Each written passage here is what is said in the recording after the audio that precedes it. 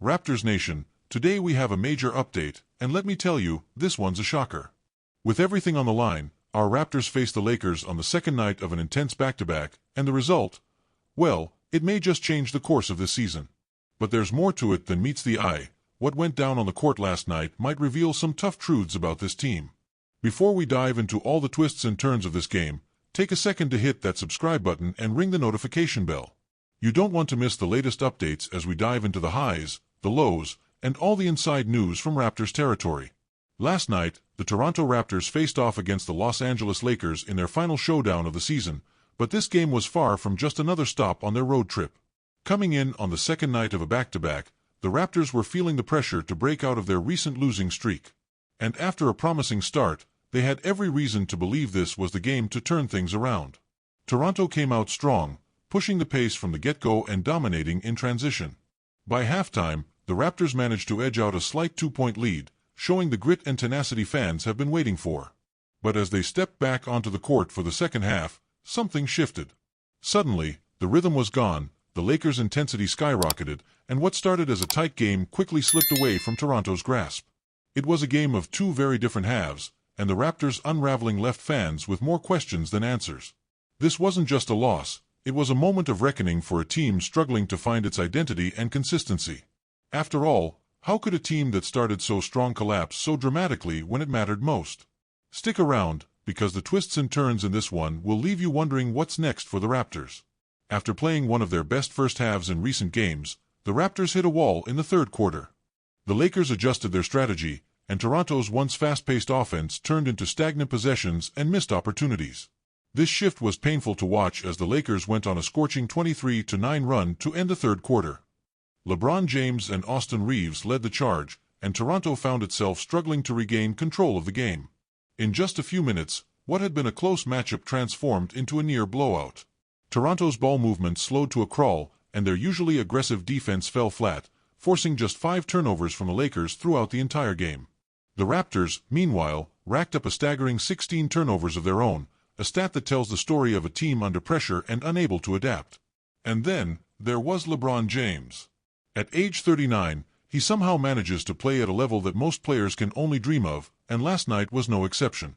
With Anthony Davis leaving the game early due to an eye injury, all eyes were on LeBron to pick up the slack. And boy, did he deliver. Putting on a playmaking masterclass, LeBron showcased his court vision and basketball IQ, repeatedly setting up his teammates for easy scores. His final stat line? A jaw-dropping 19 points, 16 assists, and 10 rebounds, his second consecutive triple-double. He picked apart the Raptors' defense in ways that no other player in the league can replicate, and Toronto had no answers for his relentless drive to win. This is the same LeBron who has been tormenting the Raptors for years, and last night, he reminded everyone why he's still one of the most dangerous players on the court. For the Raptors, the spotlight was on Emmanuel Quickley and R.J. Barrett. With Scottie Barnes and other key players out, Toronto desperately needed their 2 young stars to step up and lead the offense. But both Quickley and Barrett struggled to find their rhythm. Barrett managed 19 points, but it was a tough night for him, shooting just 5-4-15 from the field and a rough 1-4-7 from beyond the arc. Quickley, similarly, had a hard time hitting his shots, scoring only 12 points on 4-for-15 shooting and going 1-for-4 from three-point range. One particularly puzzling decision was the Raptors' shift away from Grady Dick, who had started the game strong with 14 points but took only 10 shots overall. His early success suggested he could be a crucial part of the offense, yet Toronto's game plan seemed to drift away from him in the second half.